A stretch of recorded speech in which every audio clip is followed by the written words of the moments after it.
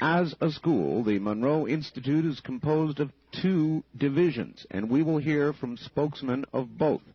The Education Division, which conducts classes and seminars and disseminates tapes and other materials in direct application of the methods it has developed. And the Research Division, which conducts ongoing studies in enhancement of human consciousness and the development of methods and techniques that may result in practical use thereof. And that is from a Monroe Institute pamphlet, and here all the way from Faber, Virginia, is Robert Monroe. Mr. Monroe, welcome to the program. It is an honor. Well, I'm glad to be here. Gee, do we have more than one person on the phone line here? Because it's very weak. It's very weak? Very weak, yes. Well, we can take one out and see what happens. Okay, we're going to have to do that because I can't hear you. Better now? That's a little bit better. Are you now the only phone line on? Now I'm the only phone line on. Oh, that is much, much better. All right. Much better. Anyway, welcome. It sure is an honor to have you here, Mr. Monroe. Well, I don't know what's going to happen after all that meteor stuff. Yes, isn't that quite the occurrence? That was very, very interesting. Mr. Monroe, if you would please take us all back and tell us how this began for you. Well, it's an odd thing because it was unexpected is the better way to put it. Back in 1956, my company was looking for some diversity type of things to do, so we got the idea that perhaps we could in turn help people learn during sleep. So being a specialist in sound, because of all of our company history, we in turn obviously began to use sound. The first thing we found out, in order to help people to get to sleep, we got to get them to sleep. So what we did was develop some particular sound waveforms that help people go easily into sleep. And then we were beginning to test that after that. I, being one of the chief subjects, that we started in 56, and in 1958 I began to notice some odd effects of it. Oh. And it was a funny kind of vibration, and that's what it felt like, except it wasn't a physical vibration. And I went to my favorite doctors and so on, and they said, "Oh, no, you're fine, don't worry." And so I finally had the courage to wait to see what this, instead of forcing myself out of this vibration, I finally said, well, if it's going to kill me, I'll let it kill me, and I'll have to try it. So I stayed with it, and after about 5 minutes, it faded out.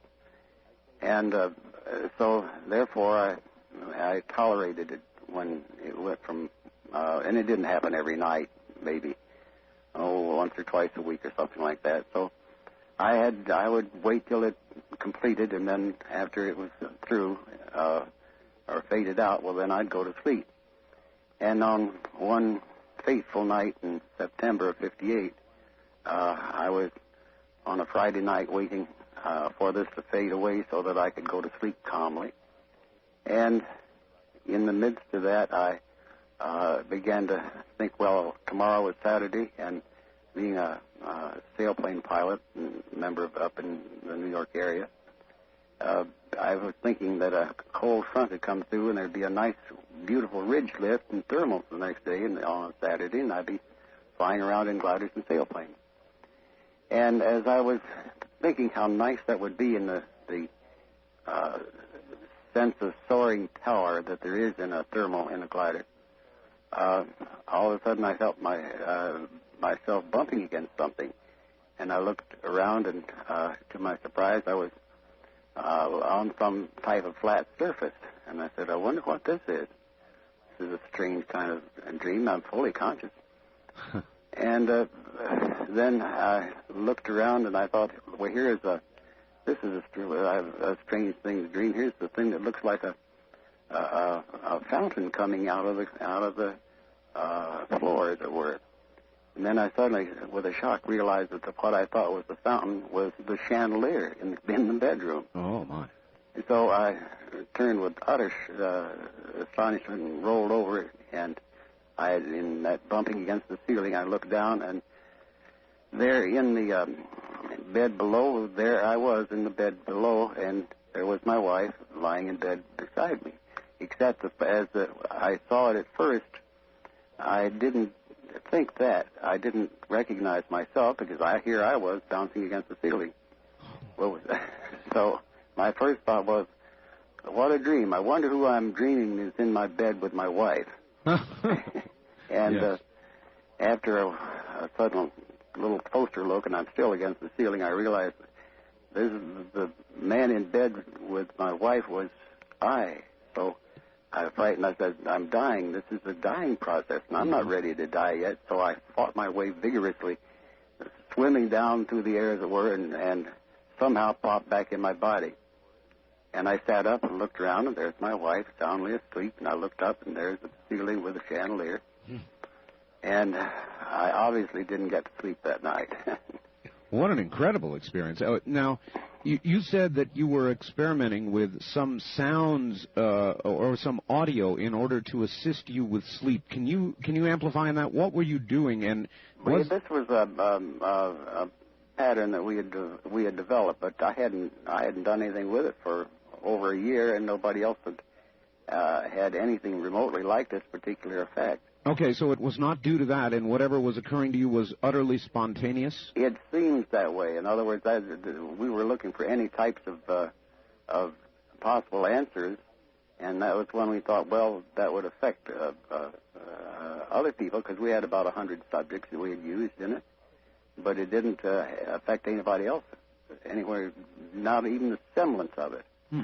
So anyway, excuse me, the most important thing was that I was so sure that was a beginning of a dying process, and I was terrified. And you can't imagine how terror-stricken one can be, or panic-stricken, because every time after going to the doctor and not finding still any interesting comment about it, I had great trouble of letting myself let that happen and finding that if I released or just let go a little bit when that took place, I would float out of my body. And each time I thought I was dying. So anyway, that went back into more physical exams, and I finally got the courage to go to a doctor, a psychiatrist friend in New York named Louis Wolberg. And he said, well, he says, I can tell you one thing. He says, I know that you're sane. I know you too well, so don't worry about any psychotic thing because you're not that type. Well, I said, well, what'll I do? He says, I don't know. You can go into take psychiatry and find it if you want. It might take a little while, but and I said, well, I'll think about it. So anyway, after about 10 additional episodes, something like that, I finally realized that this floating out and floating around the room was not going to kill me because I could think a certain way and I'd get back in my physical body. Until that moment, though, it must have been absolutely terrifying. It was, and I couldn't get, being very much an engineering type, I couldn't find any common scientific answers for it. The only one is dualism, psychosis, and things like that. Mm-hmm. So that was the big problem because I couldn't find an appropriate answer.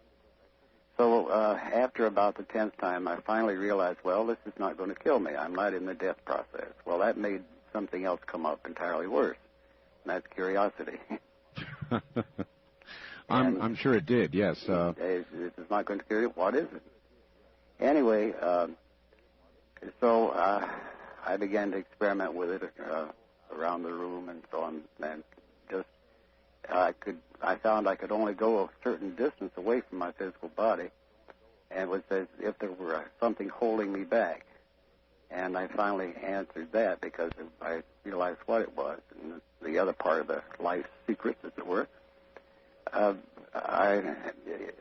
The thing that was holding me so heavily was that I had this very strong sensual sexual urge. And I, of course, obviously tried to wake my wife and had no luck there. And that was binding you? It was keeping me close to my physical body because it was related to a physical drive. Anyway, I used the old Gene Autry principle on that finally, and to overcome my need to go beyond 30 feet from the body. And you probably don't know the Gene Autry technique, do you? No, sir, I don't. No, you're too young. Gene Autry had a thing where, in turn, he did a lot of, you know who I'm talking about. Oh, of course. Yeah, well, he had a formula that was very, very effective for pre-puberty children who came to see his movies on Saturday afternoon and in a movie house, no TV.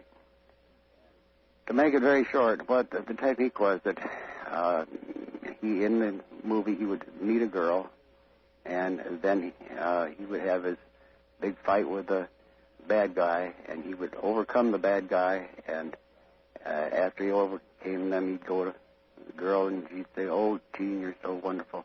She'd look up with pursed lips at him, and Gene would look down, and all the audience, and he learned this, who can tell, through the years.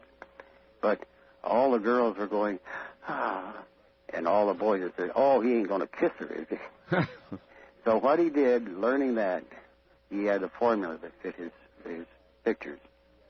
That what he did, he said to the girl, "Honey, I love you, and I'll get to you later. But first, I want to sing you a song."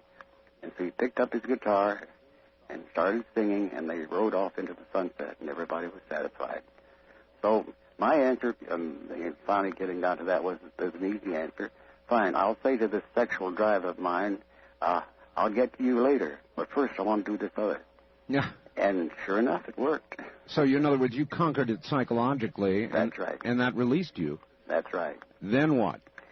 Then began a series of experiments, and I took this research team that I had and turned them loose in trying to find information about this.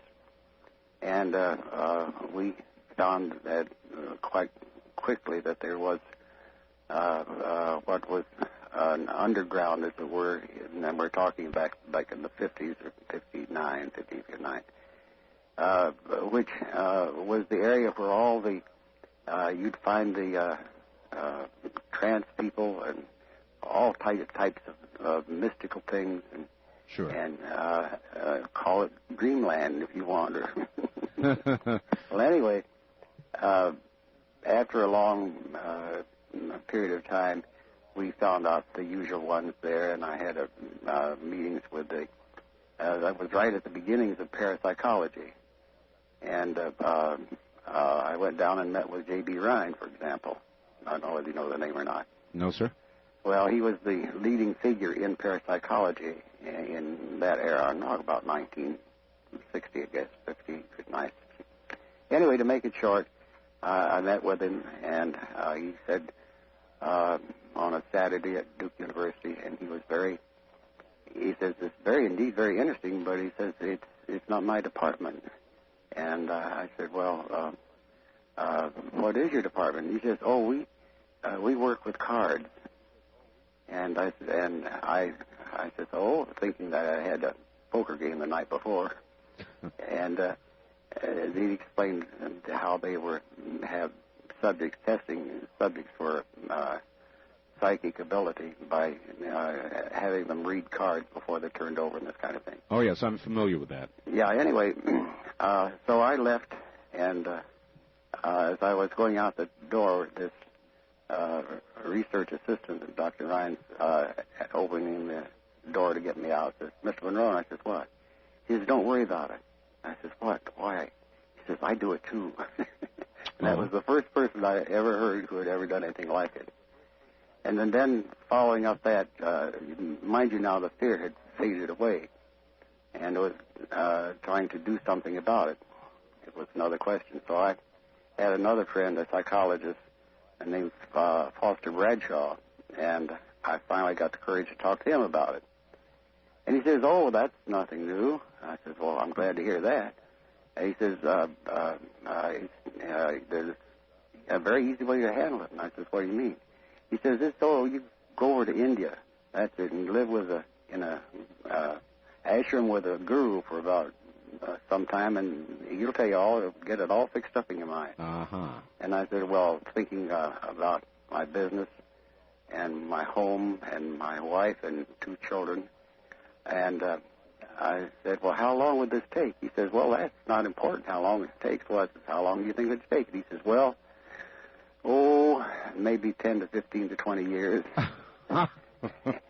And I had my usual run with him, and I said, well, Brad, what would you do? And knowing he has a wife who had 2 grand pianos, and that's why he's an industrial psychologist in New York, maintain things like that. I said, what would you do, Brad? He looked at me with this lofty smile and says, it's not my problem, it's yours. Yeah, nice answer. How much experimentation had you begun to do with this? In other words, once you realized it wasn't going to kill you, as you continued to have these experiences, what did you try to do? Well, I tried the very simple things, obviously, at first, and that is going through the walls in the house and out and around and stretching outward and going upward, obviously, in the being a pilot in airplanes, it was interesting to go up and go and play in the clouds. You see, because I no longer had the fear. But I gradually began to expand it, and my main key in the early era was to get stuff I could verify, such as go to some person's house and visit with them and try to make some kind of appearance or get information and bring it back. Were you able to do that? Very much so. And to my very pleasant surprise, as a matter of fact, in several cases I appeared as a people perceived, not knowing that I was there. That's the point. I didn't announce that I was going to go visit them that particular evening or whatever, but I appeared as sort of a little bit of a swirling gray mist, and that's why they saw me, not as a physical person, but as a gray mist. Wow. Anyway, it's most important to recognize that it was fully a year of this type of experimentation before I myself was convinced of the reality of it, that it was not an hallucination or a wild dreaming state or whatever. It took a full year of this before I said, yes, this is real. Did you, as time went on, were you more easily able to attain the state where you would be able to travel out of body? Oh, yes, very much. That's what all of this was. And then I got, as we moved into the early 60s on it, well, we began to do all different types of experimentation on going to the coast and back and everything else.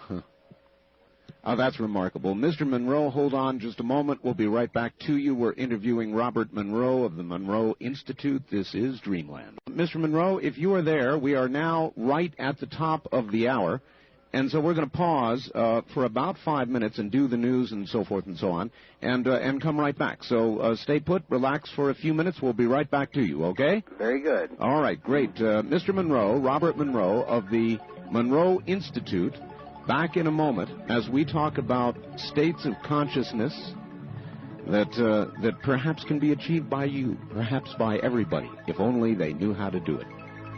Talk about inexpensive travel. This is Dreamland.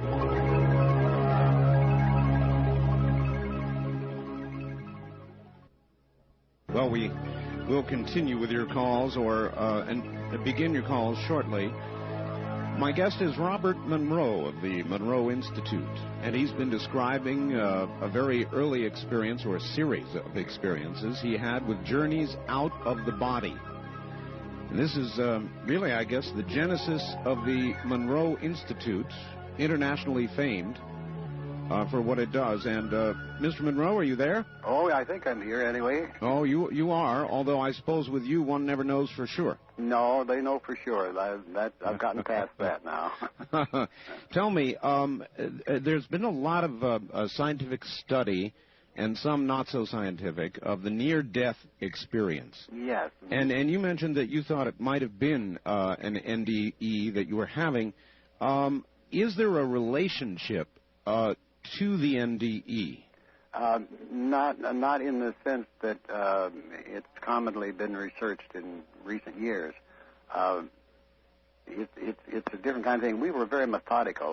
You got to understand that simultaneously with all of this, I in turn was operating a company, and we moved out of the broadcasting program production, and instead of going to the West Coast, we moved down to where we had 3 radio stations down in Virginia and North Carolina. Mm-hmm. And we set up a facility here and began a very serious research. And the first thing that we found out was that conventional science did not have any means of measuring anything like this at all. Right. The closest thing was the biological and electrical science, and we got into those relatively early. But in going down to Virginia, then we did set up a research facility where we could indeed see if it was possible to measure other people in similar states. And in the beginning of that, we enlisted a PhD doctor, young friend, who's been a friend ever since, back in the 60s. And we began some very serious experimentation. And a man by the name of Charlie Tart. I don't know whether you've heard of Charlie or not. No, sir. Were you able to actually document any biological changes that occurred during this state? We began to match them up, and we found that, generally speaking, we also developed methods and techniques, but we had an average of about 8 to 10 subjects that we were using constantly in the 60s and 70s down in Virginia, in Richmond, and then in Charlottesville. Incidentally, what brought us into Charlottesville is that we got into the cable business. Oh, yes. So. Yes, I'm very familiar with it. I guess we've been down similar roads. My background is in cable television and broadcasting. And you know, even then, in the whole idea we were microwaving signals in, I thought, aha, someday that's what cable's going to be. It'll be satellite stuff. Anyway, to make it short, there was no means of measuring other than the conventional signals. And we found one of the things, there were 2 states that came out biologically, and by that I mean chemically and electrically. One of them was dreaming sleep, and that was when one was near the physical body. The second one was stage 4 sleep, which is deep sleep, delta sleep. And that is when the major activity, in what we coined the phrase, and it became generic. We didn't like to call it the old phrase of astral traveling because it had too much of a mystical flavor. Mm-hmm. So we coined the term out of body, which has now become generic, as you know. But what we found is that these extended distance type of activity all had to do with stage 4 sleep. And if I might, Mr. Monroe, how were you actually able to document that? If a person is there sleeping, how do you correlate the time of the out-of-body experience with a particular state of sleep? Well, it was very simple. In the 60s, it became a lot simpler than it might seem at first. We took various types of body measurements, electrical measurements, and occasionally then we got into EEG patterns, but we did not have the equipment at that time to be able to do it properly. Anyway, what we found is that when a person was in one stage of sleep, our subjects who in turn became proficient, I might add, in performing this out of body, we took readings on them in these activities that they were doing and matched them up with the biological signs of these 2 different stages of sleep. And this is where we began to get the connection that led us to really where we are now. But through those early periods, the We did some of it.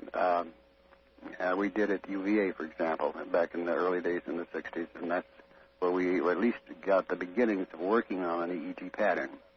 Out of that, we attracted attention from various scientific people as a result of just simply word spreading that we were looking at something from a different point of view as against a strictly mystical approach to it.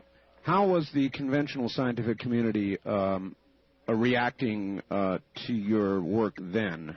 They reacted with a great deal of skepticism until one and more of them began to experience the thing through the system that we were slowly, painfully developing. And it was kind of a thing that working on a means of getting past the hard rocks that I had encountered. And the first one, of course, is fear, and the second one is the reality of what it is. And it didn't take nearly so much work to have people determine the reality. And we're not talking about college students, which are often the typical subjects. These are people that one way or another had heard about what we were doing and became interested in it, like physicists and psychologists et al. And that was the beginning back in the 60s. And moving slowly through the 60s, we developed means of inducing these various states. And in inducing those states, we got it very simple. The first one was, and we gave them labels so they would be impartial in terms of states of consciousness. And the first one was very simple. We called it mind awake and body asleep. And this is what we call focus 10. And so we did establish these different types of states of consciousness that we could induce by using these very particular sound patterns. And so by the 70s, we had it had spread simply because the word would get out to among the scientific community, and those who were curious or had something similar happen to them were attracted to our work. All right. Are these the sounds that are now known as the Hemi-Sync tapes? The Hemi-Sync tapes. In other words, Hemi-Sync. Yes. Hemi, as in hemisphere of the That's brain. Right. I take That's right. And what these patterns we did find was that it's a special method that we didn't invent, what's called a binaural beat, but we did indeed use that as a system of a means of getting these low-frequency vibrational patterns into the brain. In other words, the binaural beat it puts, say, a 100 hertz signal in one ear, which you can hear, and a 104 hertz signal in the other ear, and the brain has to synthesize that 4 hertz differential.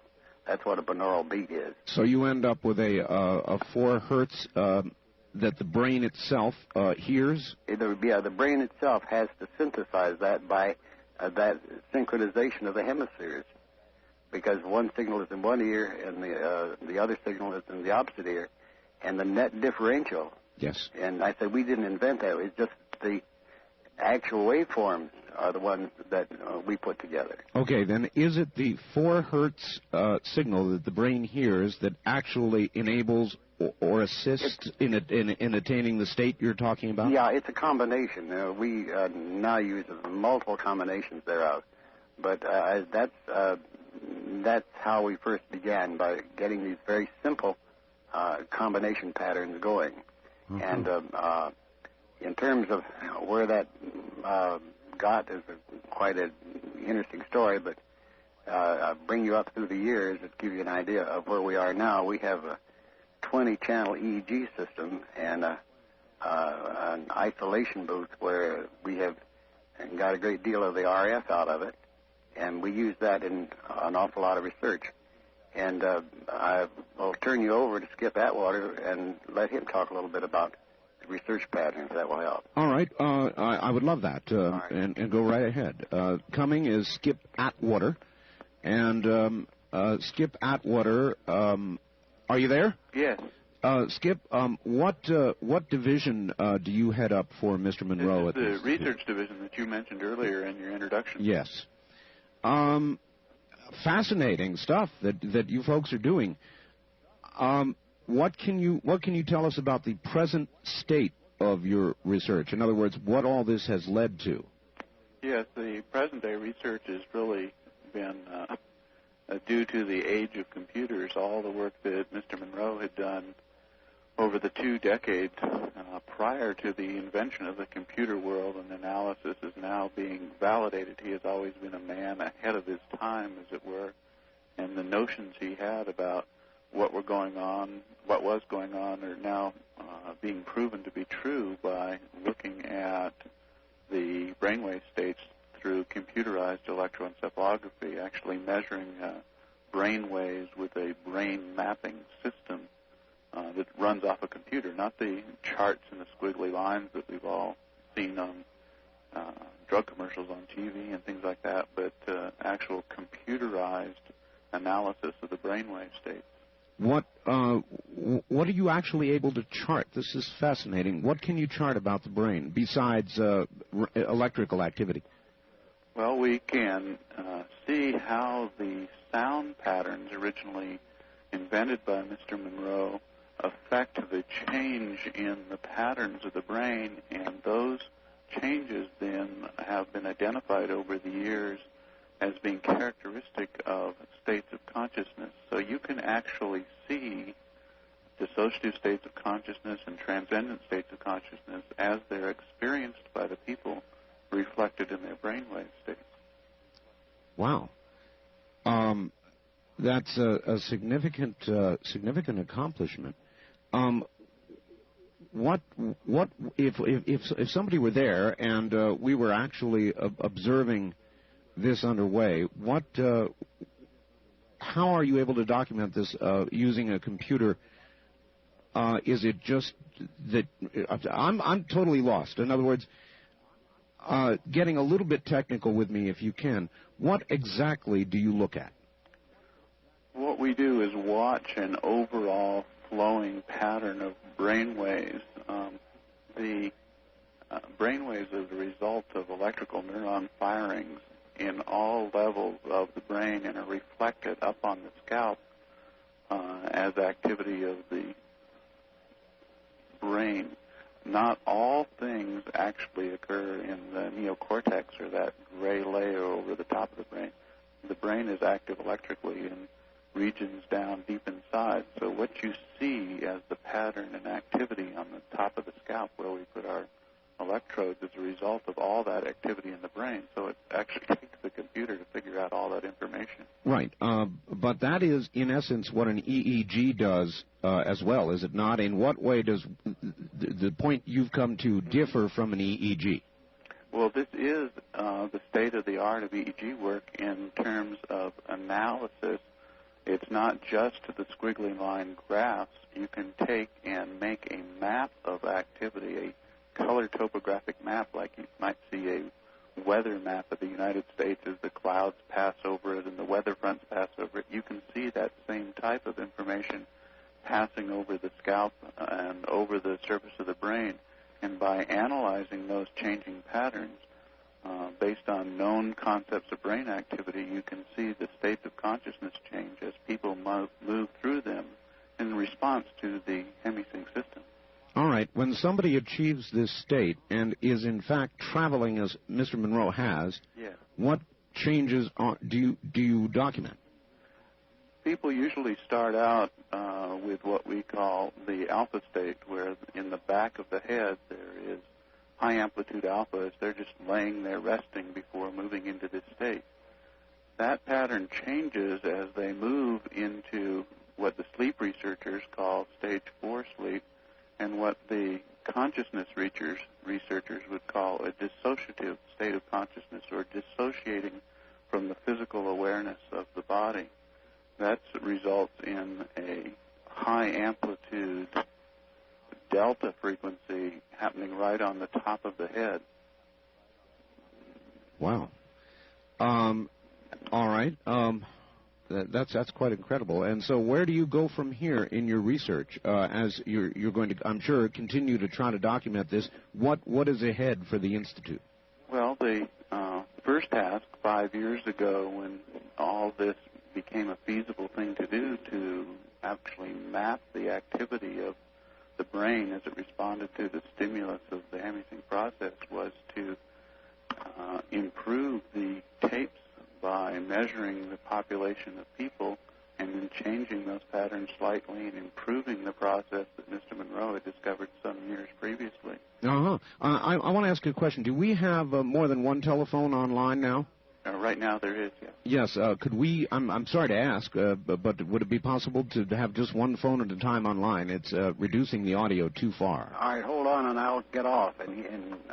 Well, by all means, come back. I'll come back. All right. Is that a little better now? That's quite a bit better. Yes, thank you. All right. The situation has kind of progressed from there, and now we are able to record the brain waves of people who have specific talents like Mr. Monroe's for traveling out of his body. But included in that are other human talents like a concert pianist or an architect or a noted author or computer programmer. And by mapping the patterns of those, we are trying to develop sounds that might be able to pass these talents on to other people. Wow. Now, that's quite a line of research to be following. How are you able to, and I'm really wandering around here because I don't know what I really don't know what I'm talking about. So excuse the ignorance, but how are you able to map, for example, somebody with a great computer talent or somebody who's a concert pianist, and what differences are you able to note between that individual and anybody else? Yes, that's ongoing research. What we try to get them to do is to perform their talent while being mapped, while being recorded. We would record a baseline recording when they're not performing their particular art, right, and then make a recording while they're performing their art. And if we can get 5, 6, 12 pianists that can play the piano just exquisitely, and we notice a commonality between that pattern that differs from the general population while they do that, then we have identified a specific state of consciousness that would enhance being a concert pianist. And you have documented this? In some talents, yes. It's hard to collect data on all these things, but there are some talents that we have been able to identify. And are you able to see similar activity in a specific part of the brain with regard to a very talented person, or does it vary according to what the talent is? Both according to the talent and according to the person. This is the brain. Each one of our brains is not identical. They are anatomically different. As we grow from infancy through adulthood, the folds and creases and changes in our brain are all different. Fortunately, there are some common patterns, and it's ferreting out those common patterns over hundreds and hundreds of subjects that is our task. Wow. That's quite a task you've undertaken. And I suppose when we get to the practical applications, we get into the educational division. Is that correct? That's correct. All right. I would like to ask that you hold on just one moment. We'll come right back to you, and we are interviewing actually a number of individuals from the Monroe Institute. We'll be right back. All right. And once again, F. Holmes Atwater, who is a researcher for the Monroe Institute. And are you there? Yes, I'm still here. Good. We've got only a couple of moments before the bottom of the hour. Yes. But how much of your research now is able to be translated into educational help for people who want to know more about this? In other words, how much of what you have done has become practical application? Yes, there are. That's a really good question, and because we want to be practical use to people, to do research or to do work in this area and never develop any practical application would just be fruitless. And we have developed a lot of practical applications over the years that have proven now over 3 decades to be of benefit to people. We have a number of brochures and literature about the use of our techniques with professional people, dentists, lawyers, therapists, educators who use the Hemi-Sync technique in their own profession, as well as individuals on their own personal voyages through consciousness who look into this technique for themselves to see if this works for themselves. So, in other words, there is help for, there's certainly help for individuals. Is it in the area of, well, I'll tell you what, we're at the bottom of the hour. Let's hold up just a moment. We'll come right back to you. And this, of course, is Dreamland on the CBC Radio Network. Journeys out of the body. We're discussing them. And what practical implications knowledge of these things might have for all of us. We'll be back.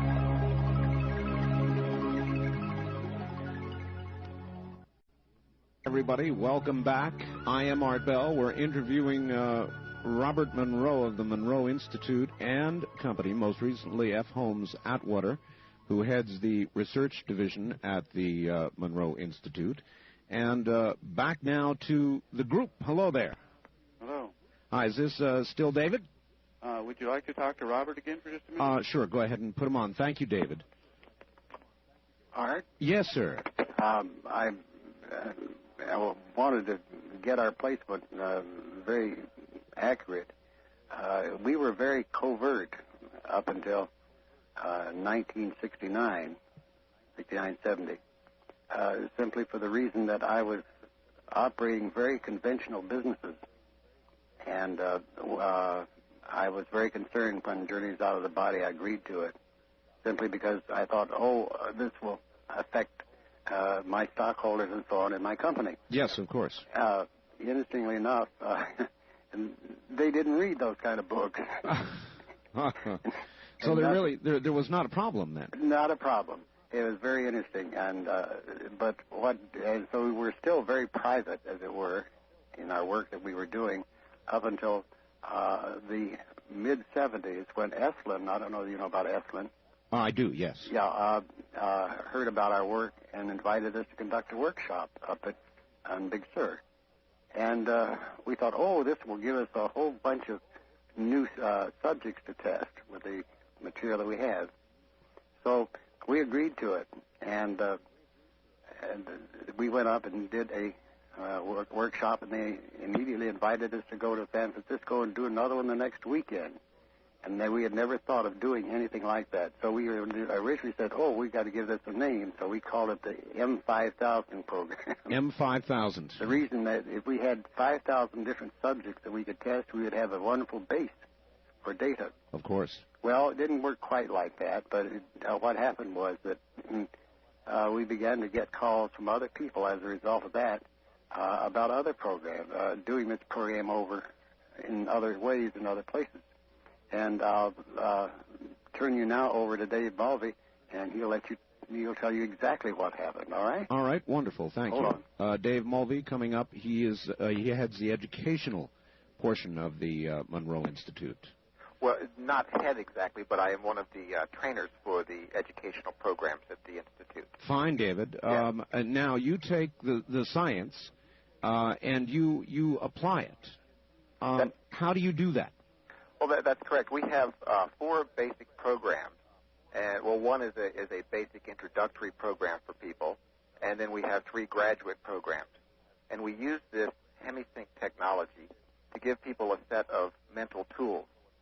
There's a understandable conception, perhaps a misconception out there oftentimes, that the programs are about the out-of-body experience, since that's what Mr. Monroe is so well noted for. However, the programs are much more detailed than that and much more about a personal exploration of oneself. All right. Why might I come to you? What trouble might I have or symptom might I have that I might want to explore or help with all of you? Okay. Generally, I wouldn't say that people come necessarily with problems or symptoms, but more of a curiosity, a sense of wanting to know more about themselves, about their relationship to life and the physical side of themselves. And, of course, many people have at least an understanding or a glimmer of the non-physical side of themselves. So it's the curious who come here to find out more about who they are.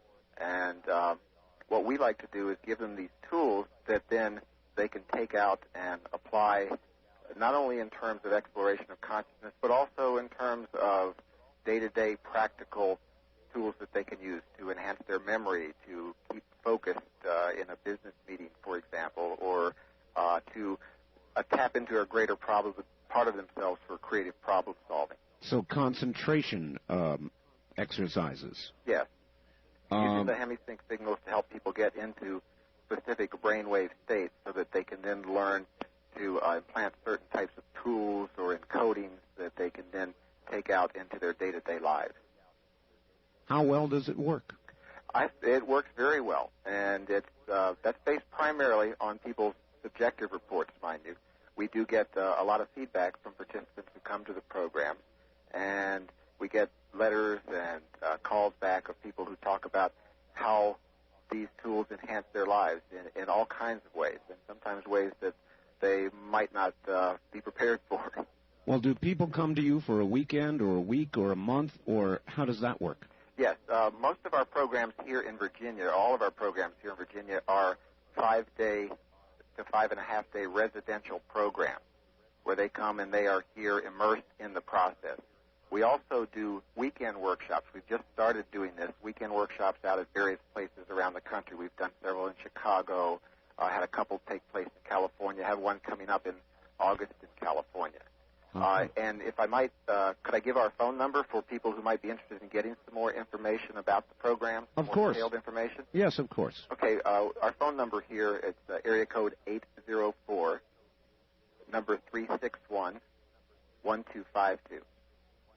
And we have people standing by even now, and also there is a message machine if they call after office hours. So if people are interested in getting some more literature about the programs, about the Institute, we would certainly welcome their calls. Wonderful.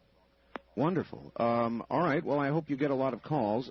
Again, these would be people who would like to explore more of their inner self. Is that about right? More of their inner self or physical self or both? It's both. We also have plenty of tape exercises, cassette tapes, that people can listen to at home in addition to the programs that we have. So that's the outreach of our educational division. And some of the physically related tape exercises are a part of a whole series that we call Human Plus, or H Plus for short. All right. I had somebody in Cresswell, Oregon, who had a question for Mr. Monroe, but maybe you'd be the one to answer it, though. All right. It is this. Why the Focus 21 on-up Hemi-Sync tapes are not offered for sale in your catalog? Okay, that's a good question and a frequently asked question. Just to familiarize your listeners who might not be familiar with the various focus states, if I could, I'd do a quick review. That in our programs, we start, Mr. Monroe already mentioned the Focus 10, which is a basic state we call mind awake, body asleep. Beyond that, we have a Focus 12, which is a state of expanded awareness. Once someone has learned to detune the physical senses, yet maintain consciousness, then they can start expanding and experiencing beyond those physical senses. We have another focus level called 15, which is a state of no time, is the label we use for that. And then Focus 21, which your caller referred to, we call a bridge to other energy systems, to other non-physical realms where people can perhaps visit or gather information or get in touch with larger parts of themselves, or perhaps some people consider them things outside themselves. The question was, why are those tapes not, the advanced tapes, not available to the general public? That's right. Yes, and we have several reasons for that. One of them is that we really feel like that these higher focus levels, these powerful focus levels, that it's most appropriate that people listen to them in the context of programs that we offer with the support of a training staff. It's not that we feel that people might have bad experiences, but they might have very powerful experiences that it would be helpful for them to have some counseling or the possibility to help them integrate these very powerful experiences. All right. Is there anything dangerous about achieving any of these states, specifically dangerous? No, nothing at all specifically dangerous about it. We just feel that it's appropriate for them to have preparation and an understanding of what they're likely to experience in these sorts of states, so that they are prepared for the sort of things they might encounter. How do the states that you help people achieve differ in any way from traditional meditation techniques? I'm not sure necessarily, Art, that they do. what we have attempted to do is to give them very neutral labels, like focus 10, focus 12, focus 15, and we picked those numbers specifically to have no kind of loading on them, like no lucky 7s or 13s or anything. Sure. But numbers that would be as neutral as possible, so that no matter what discipline someone comes from, be it Zen meditation or some form of Hinduism or yoga or whatever, that they could work within their own system and yet use this Hemi-Sync technology to augment their inner journey. So then, David, is it the case that one might take several different roads to get to the same destination? Absolutely. And one of the things that I feel really strongly about, and one of the reasons I'm very comfortable in working with the process here, is that it is that kind of neutral process where we've literally had people from all walks of life, doctors, lawyers, engineers, scientists. We've had priests, we've had nuns, we've had swamis and rabbis, and even one fundamentalist minister who have come through the program and felt that there is nothing within this process that has to conflict with their belief system. That's not to say that they might not have experiences that give them something to think about, but we don't say that we have the answers. What we feel like we're doing are providing people the tools so that they can develop their own answers. All right. Wonderful. If you would put Mr. Monroe back, we'll go through some questions, and I'm sure we'll have you back on as the questions come up. Excellent. All right. Mr. Monroe is coming back on in just a moment. All right. I will take this moment to do a quick break. We'll be right back, and when we come back, once again, Robert Monroe.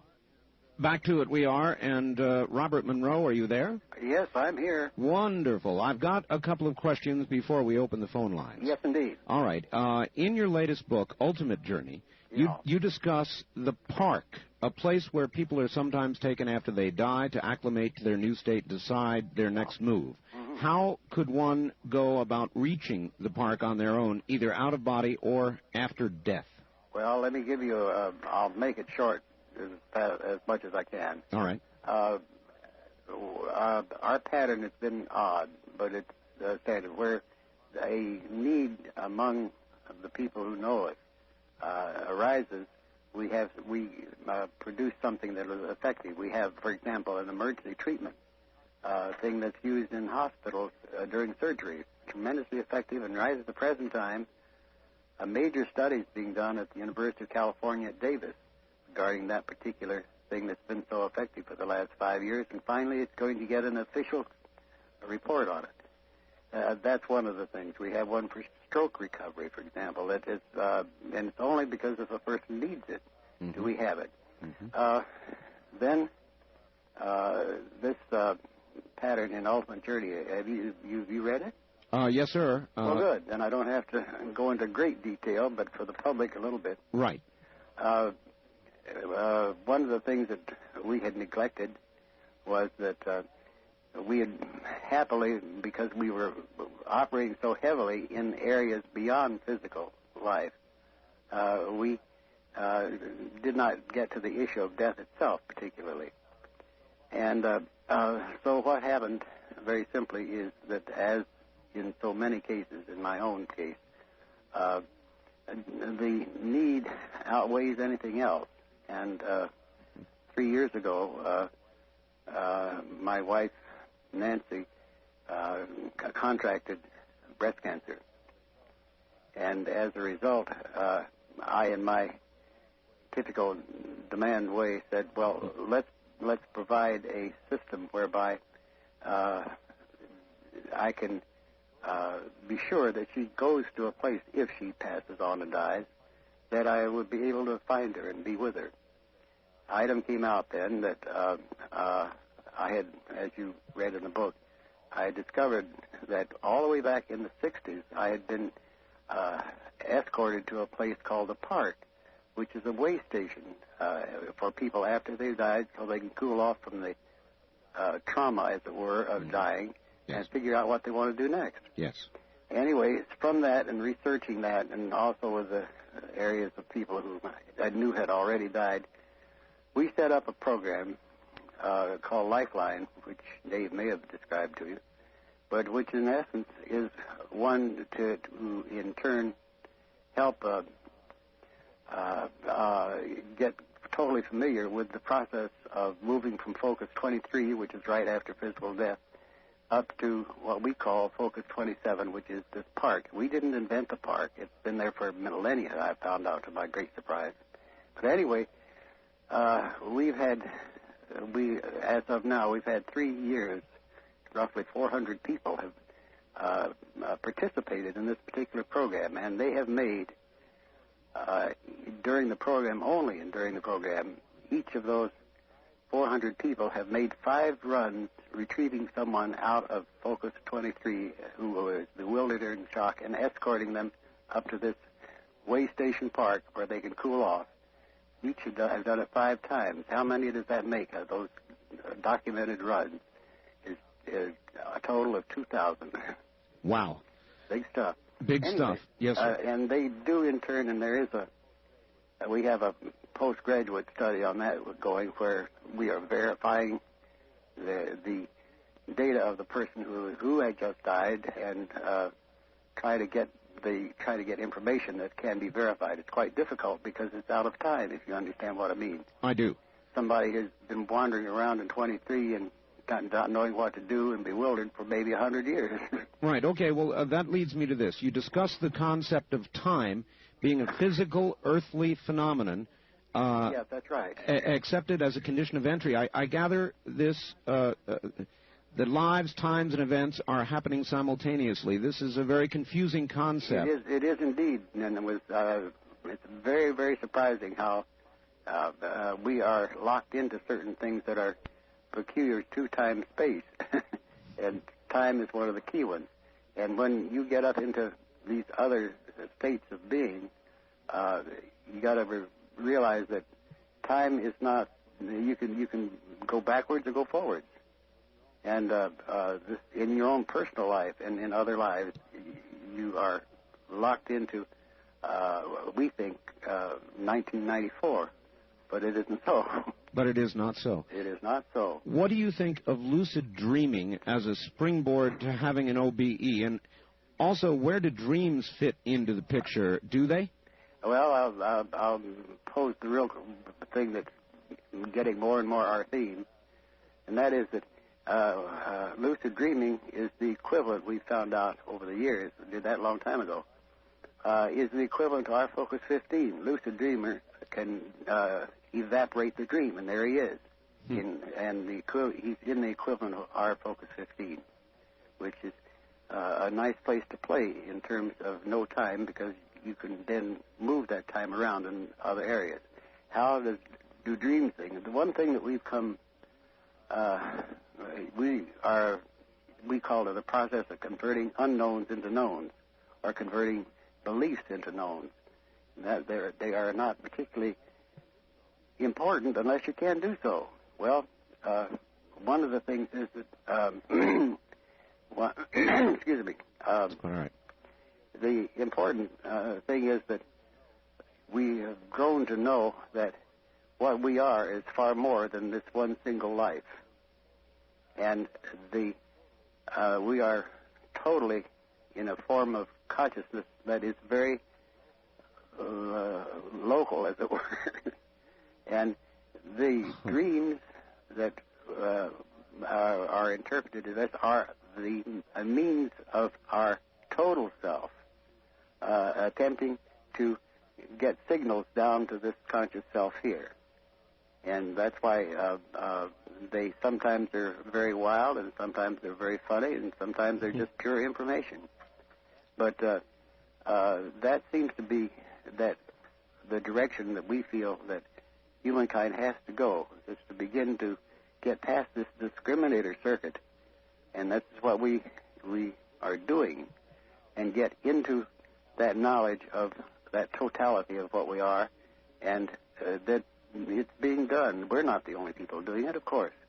Mr. Monroe, you've done very important work. It's known internationally. I want to ask you a hard question. All right. When your time comes and you pass, what will happen to the Monroe Institute, and will the work continue? That is very specifically has been set up to do that. There's much too many people involved in it, not just here, but as you said, worldwide. I can give you a number of illustrations, but it is being set up so that it will have a support system to continue well into the 21st century. Well, that's wonderful to hear, and I know a lot of people have wondered about it. If we could, Mr. Monroe, very quickly, let's try and begin to take a couple of calls here. On our toll-free line, you're on the air with Robert Monroe. Mm-hmm. Hello. Hello. Yes, sir. Where are you calling from? Seattle, Washington. Okay. Do you have a question? We don't have a lot of time here for the Yes, I do. I would like to know where Mr. Monroe first learned about this technology. Okay. We've kind of covered that. I would say, but Mr. Monroe, a quick answer? Quick answer. Where I learned about it, I found about it the hard way. I'm the monkey that fell out of the tree, if you want to put it that way. And I had to figure a way to get back up into the tree. So really, through a personal experience, it began all by itself. You set out on a quest to learn what was happening to you. Exactly. Out of necessity, as a matter of fact. And one of the most surprising things that has indeed come up in recent years, that back in those early days, I had an exquisite amount of help. And even today, I cannot assure anyone exactly where that help came from. One has to wonder, Mr. Monroe, how many people worldwide are going through exactly what you went through, perhaps without the support system that you luckily had nearby? Mr. Monroe, we're going to break here for the news at the top of the hour and come back and open up the phone lines. How's that? All right. Very good. Very good. Robert Monroe from the Monroe Institute, a very unique opportunity to talk with a researcher who has been there. We'll be back.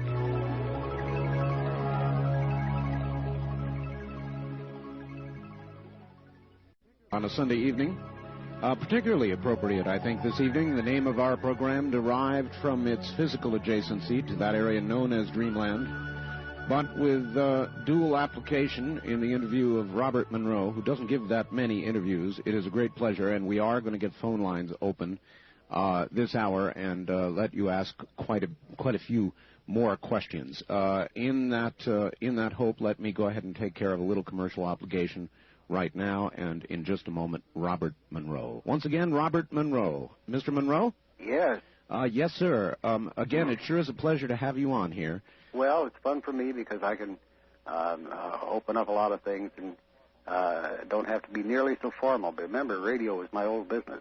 Oh, it's a wonder. I love radio. Mr. Monroe, somebody just sent me a fax, and they're asking about two things. One, in your travels, do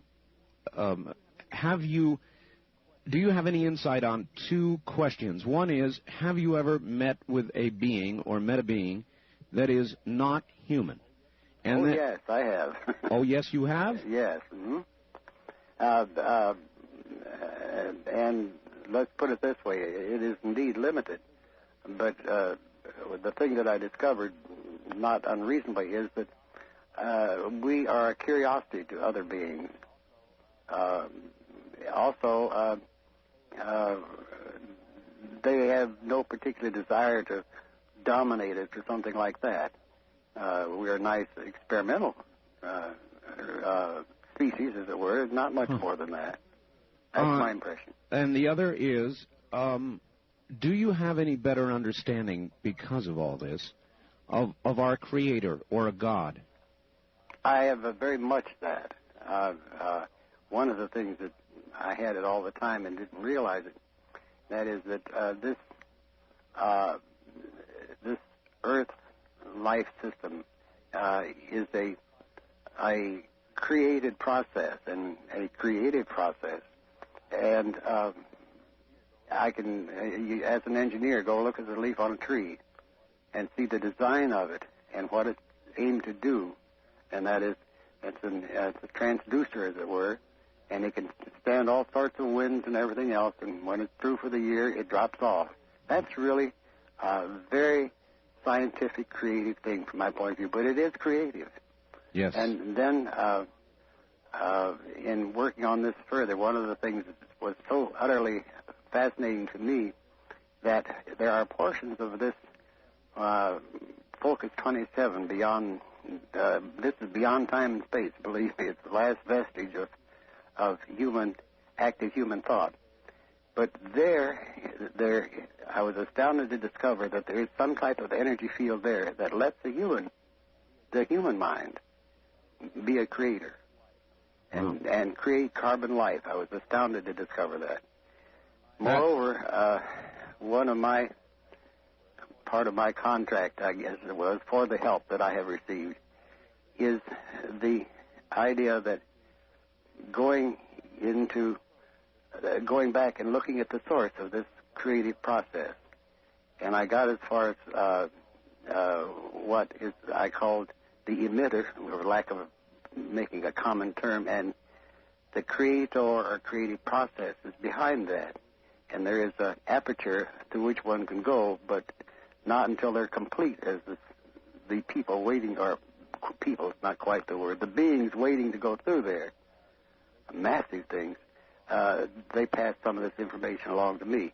And yes, that's one of the things that in turn has certainly come very much to my knowing, and that is that I know as I sit here how our civilization is restrained in terms of anything that's non-physical. We don't know anything about it in any way, shape, or form. And the options that are available to us, after we are no longer physical here, instead of being, one of them, of course, is being the human addict and go back and live another life because you get addicted to being human. But there are so many other opportunities or options along that spectrum of energy. And one of them is to go and, I'll put it in the crude way, I try to make it in ways that we can understand it of now. Course. And that is to shake the hands of the Creator and say, well, this is a great job. Not prostrate and in adoration, but just to say, you're a real smart one.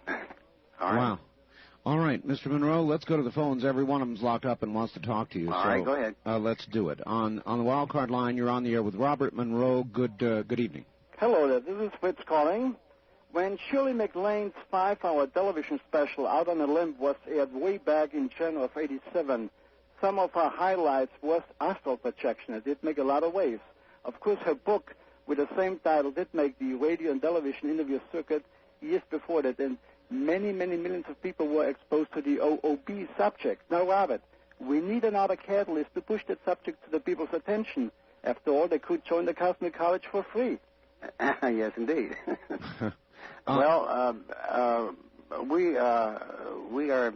We have not made a big point of being widely known yet. We did a slight study to indicate how many users have been used in the methods that we have available and put forth out of demand, but not out of advertising. And we figure that there have been a little over 2.5 million users of these various types of exercises on tape that we put through the years. And these are a means of beginning to do the very things that you're talking about. Mr. Monroe, I recall he mentioned Shirley MacLaine. Yeah, another thing, that reminds me. I got very amused that in Shirley's movie, in her picture, I think she was the one that went into a bookstore looking for something, and right in front of her eyes was my book, Far Journeys, I think it was. Yes. That was very funny, and I thought, She alluded to the possibility or claimed that she had traveled toward the moon away from the Earth. Mr. Monroe, there are limitations that we believe we face physically with travel to other planetary systems with regard to the speed of light and all the rest of it. I'm sure you're well aware of that. Might out-of-body experiences be a way ultimately to travel where otherwise we may never go? Absolutely. We did a great deal of that in the mid 70s. and these were engineers and physicists principally. And, we saw all the stuff on the moon before our shuttles and stuff got there. We went out to Mars and out beyond that. The trouble is we found that we got nervous about going beyond the solar system, knowing how we might get back. We might get lost until we found out it was very simple. All we had to do is to think back to our physical body, even though we may be 100 light years away, and we'd have no problem at all getting back. And you didn't even know, and you say, well, where have you been? Out there. We could say out there. Well, maybe NASA should be talking to the Monroe Institute. We've had some NASA people through. Oh, you have? Oh, yeah. On the wildcard line, you're on the air with Robert Monroe. Hello. Hello, Mr. Bell. This is Tom out of Seattle. Yes, sir. Oh, my God. I finally got through. This is incredible. I've had out-of-body experiences, I think, starting back when I was about 13. Yeah. I thought they were nightmares and things like that. Yeah. And as I progressed through my life, I remember about 17 got more severe, and then got away from home. And then in my late 20s, it got extremely severe. And, I didn't know they were out-of-body experiences, that they were nightmares and something, freaky. And then all of a sudden, I started having control over it and kind of enjoying it. Good for you. Good for you. And then, all of a sudden, just like you were just saying earlier about that actress, I walked into a bookstore, and lo and behold, I'd never been there before. I didn't know what I went in there for. There was your book in front of my eyes. Very good. And I started studying it, and I started practicing it. Good for you. And I never felt so good, spiritually or physically, after I'd go out of my body and then come back. And then I started, over a period of time, losing the power. I don't know what I was doing wrong. I just felt there was, I don't know, it's kind of hard to explain. There's something very weird. I was experimenting with it. I actually did 2 experiments, unscientifically, of course. I'm just a truck driver, that proved it to other people that I actually got out of my body, went by them and did things, and could see things while I was supposedly asleep, which I wasn't. You know what I'm talking about. I can tell you one that I had to do out of desperation to be sure somebody understood it years and years ago. I went and I pinched this woman in her side. It left a bruise. Oh, my. Oh, my. And so then it is possible to have physical manifestations during an out-of-body experience. What I was doing, I discovered years later, was that I was not pinching her physical body. I was pinching this other body. Oh. You see, and that's what left the bruise on the physical. But it was so astonishing because I didn't think I pinched her that hard at all. It was on right just above her, around her waist, up above her hips. Very discreet of you, sir. Yes, it was discreet. All right, on the wild card line, you're on the air with Robert Monroe. Hello. Hi, this is John. Let me turn down my radio. Thank you. So remember to do that, everybody, right away, please. We have a delay system. Okay. I have a question for Robert Monroe. Yes. I read his book, both of his books, in fact. I read Journeys Out of the Body and also Far Journeys. And, Mr. Monroe, I have a question for you. In your book, Journeys Out of the Body, you talk about this one incident where you have the intent of visiting this one person at this house. You give his initials as EW. Yes. Mm-hmm. And before you do this, you end up going to this garage, and after that you wonder why you ended up there instead of visiting this one person. And later you visit this area, and you find out that there were these power primaries near the garage. Well, the thing is that, go ahead. And and you said they had a fairly high voltage. Yes. Mm-hmm. And then in the book you say, do electric fields attract the second body, and is this the medium through which it travels? And I thot that was kind of interesting. Well, yes, I've just learned, of course, that it's not electromagnetic. That's for sure. We've become very acutely aware of an energy field that our science knows nothing about because of the simple reason they can't measure it. And you are using this right now. In other words, Skip was talking about brainwave patterns, but these are generated by this other energy field, and they're the effect, and the causative factor is this other energy field. And there is no relationship to the electromagnetic energy? No, not as such. Uh-huh. All right. We tested that very thoroughly. On the wild card line, you're on the air with Robert Monroe. Hello. Yes, good evening. This is Brian from KOPE country down here in Medford. Yes, Brian, you have a question? Yes, I'm just curious if he answered one of them partially. I had two of them, then you were talking about documented proof of this experience happening. And so if you have someone pinching a woman, but has there been scientific studies done with that they have documented? And second, if you're out there somewhere and something happens to your physical body, what happens to you out there then? Well, it depends on how much it happens. One of the things that gets you back to your physical body, you're out having a wonderful time doing all these things, and you get an urge, a signal to come back. And as in the early times, you were concerned, something's going wrong, the building's on fire where my body is, and all this kind of thing. And you know what the most common thing that pulls you back is the fact that your bladder is full. Yeah. Well, that'll pull you back and motivate you all the time. He also asked about documentation of physical effects. We have those. We don't make a consistent practice of it, but they occur quite naturally in what we do. And we have quite a long line of them in terms of that. But you see, again, we're dealing with an energy that cannot be measured scientifically, so you can only measure the effects of the energy. You understand the difference? Yes, sir. All right. That's the problem. All right. Wildcard line, you're on the air with Robert Monroe. Hello. Hello, Mr. Bell. Hello, Mr. Monroe. Hello. I think you'd probably if I said this in the past, you'd probably think I was nuts. But no, I wouldn't. I've had quite a few experiences with astral projection, and in which case other people actually experienced my being there. They didn't know it was me, and I never told them in advance that I was going to do what I did. Very good. As long as you did not tell them in advance, that's a very important key. Okay, but now it was incredible when I found out later, and another friend that I had told that I did this was on the phone with us. The three of us were on the phone, and it sort of unfolded. But what I wanted to ask you, and Art had Richard Hoagland on, and I asked him when he was on about the Viking lander on Mars and how specific questions about the arm that was supposedly jammed.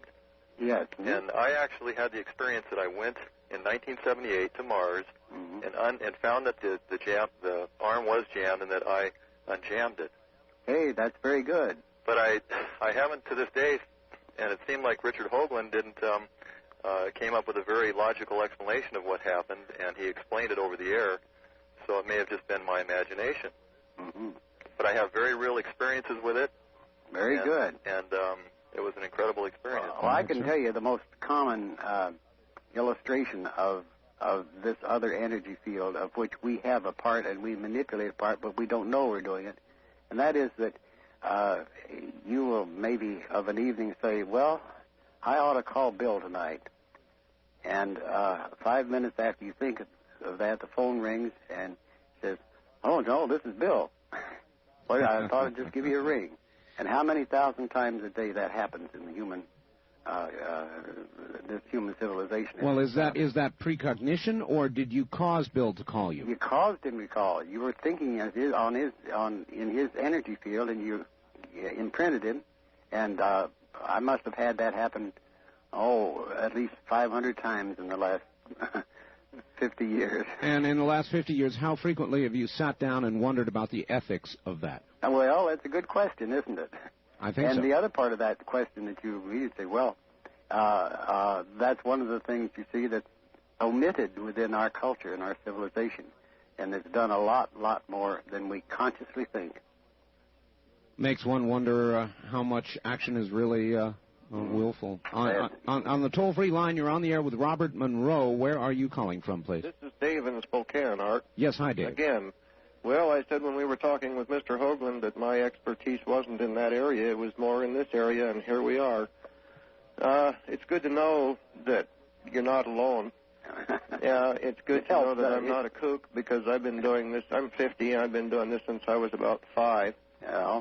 And in the entire gamut, I've probably got a million things I could say to you, Well, what I would like you to do, if you've gone that far, or anyone else going that far, by all means, drop us a note. We would indeed like to hear about it. Well, I certainly would. And we would certainly appreciate it. And write to our staff psychologist, Darlene Miller. And all you have to do is it's Route 1, Box 175, Faber, Virginia, 22938. Route 1, Box 175, Faber, F-A-B as in boy, E-R, Virginia, 22938. F-A-B-E-R? Faber. Yeah. Faber. I would say Faber. It's Faber, yeah, but they in Virginia they call it Faber. Okay. I had one question for you. Very quickly. Very quickly, have you ever been to a place where it was totally dark? All right, and hold that answer, Mr. Monroe, and we'll be right back with you. This is Dreamland on the CBC Radio Network, half-hour mark. My guest is Robert Monroe. There's more.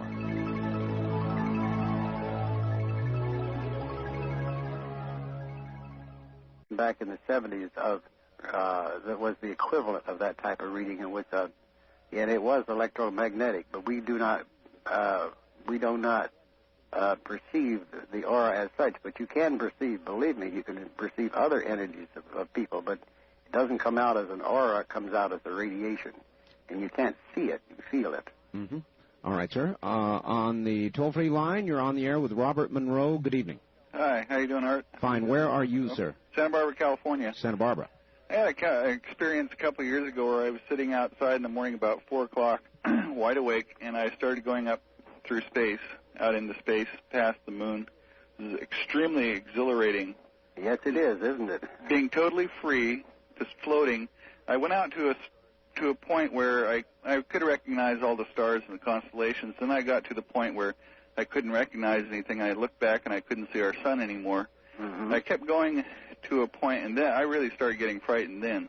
Yes, I know. We got into that, and when that's why I say we finally figured out how to cure that fear of being not knowing where you are. Right. I finally came to a planet, and I was coming down to the surface of a planet, and there were hundreds of people in my mind, looking at different knowledge that I had, anything that I knew, just, having conversations. And I came down to a particular place on the planet, and an old man came out, and he essentially came into my mind, told all the other people to leave. And I asked him where I was, and I said that he told me where I was, on this planet where humans live.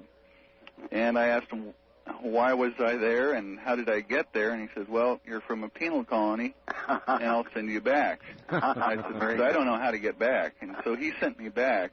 Yeah. And this took all about 15 minutes. But I was wide awake. When I got back, I was just shaking, and my whole body was shaking in cold sweat. I can appreciate that. You see, that's the thing. I went through some very many different phases of that type of thing. That's why being very much too left brain, perhaps, I in turn have to get these into a form where we say, well, first experience it, and then after that, get your left brain in to analyze it and control it. Mr. Monroe, again referring for a second to the near-death experience, there are so many parallels. There are a number of doctors now who say that the classic vision that people have, that is of a very bright light with surrounding darkness, is merely a product of the dying synapses of the brain, that the synapses will die from the out moving inward, and that's what that white light is. That's as good a definition as any. What we call Focus 22 is that tunnel. Is that tunnel? Yes, and this is how we commonly identify it. I see. Incidentally, speaking of this one-time thing, I enjoy so much the name of your series, your program called Dreamland. Yes, sir. So we better change it a little bit. Maybe I can help you change it. Add some nice wild stuff. But what I wanted to let you know, because it relates to a little bit what we're talking about. We have a new series for use in residences and in hospitals and hospices called Going Home. and it is designed for a person with a terminal illness or injury. And we just put that out within the last 2 months. And what it is designed to help not only that terminal subject decide where to go after he or she dies, and what to do by giving them a guided tour, as it were, and then giving them the option to do whatever they want to do. Most importantly, that's half of this series. The other half of that series, is for the support group, the family, friends, and loved ones, and the caregivers. Sure. So that they need the help to understand this too. And it's got the support of psychologists and caregivers all over the United States and Europe. Would you say that somebody who knows roughly that they are going to die, that they are going to pass on, is a fortunate person? Would that be a fortunate person, or would it be better not to know? Oh, I very much believe in the believe is not enough. I should put it in the no category. That we should have a choice in dying. Absolutely. I think that the individual, because we have discovered them already, and through the research that we did for this new thing, and that is that many people have a death wish, and it's not. You can't stop that death wish. They'll get a stroke, and then they'll get cancer, or whatever it is, and that reason for that can't be detected, because once you meet them after they've got the process underway, and they don't know this until some do, but they don't really consciously know it. Uh-huh. It's because they've completed what they came to do. And having completed it, there's no sense in hanging around. And it's that simple. I had a very dear friend who did exactly that. And no one knew why he would have a stroke, and then after that was taken care of pretty well. Then he developed abdominal cancer. And until I met him after he did, I didn't see any reason why it was, but he had done what he had done. He was ready. He was ready, and there's no sense in hanging around. His grandchildren are all fine. Everything's in good shape and whatever. And he completed what he wanted to do. And so he just simply died. You can't stop a person in that case, don't you see? Yes, sir, I do. You can put him on life support or whatever, and you can keep his body working, but he's gone. All right. On the toll-free line, you're on the air with Robert Monroe. Hi there. Hi. Where are you, sir? I'm from Phoenix. Phoenix. This is Henry. Hi, Henry.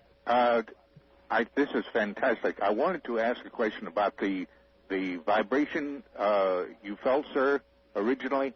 Is that like an inner electrical, like a finer electrical feeling than you would get from household current? Is it something like that, and quite exhilarating? Yeah, it felt that way to me initially, and I had long since discovered that it was not electrical at all, because I even had a test at that time to see what it was, and it was not even showing as a mechanical vibration, neither that nor an electrical one. So what else was it? You see, our science could not measure it. So, Mr. Monroe, you would tell people, do not fear death? Absolutely. I think that's the point, is that it's a terrible thing to fear it that much, because when you're ready, and it may well be that that's what we do with our going home. We help people become aware of the opportunities that exist beyond physical death. Mr. Monroe, will we ever come to a full understanding of the process of life and process of death? Are we ever meant to know, do you think? Absolutely. The point is, you see, you are growing a new personality, and there is this discriminated circuit that holds all this back till your personality, your intellect, your intelligence self develops. And once that develops, then fine, it's all open. It's absurdly easy. That's what your dreamland is, don't you see? Yes, sir, I do. And Mr. Monroe, we're out of time. I want to give your phone number. I know there's 1 million people. The lines are still clogged. They have questions. It's area code 804-361-1252. Yes, and they can call that during the day tomorrow also. Okay. Or all during the week, as far as that's concerned. One more time, sir. Give us your address, please. And I'll make it real simple. The Monroe Institute, Faber, Virginia. F, like the pencil, Faber, Virginia, 22938. Sir? 2293 9749. All right, sir, it has been a pleasure having you on the program. I would love to do it again sometime. We're just out of time, and I've got to go. It did get going, didn't it? Oh, it did get going, didn't it? Mr. Monroe, thank you. My pleasure. Take care. Robert Monroe of the Monroe Institute. To order copies of this program or any other Dreamland program, area code 503-664-7966. It has been a pleasure. Thank you all, and good night.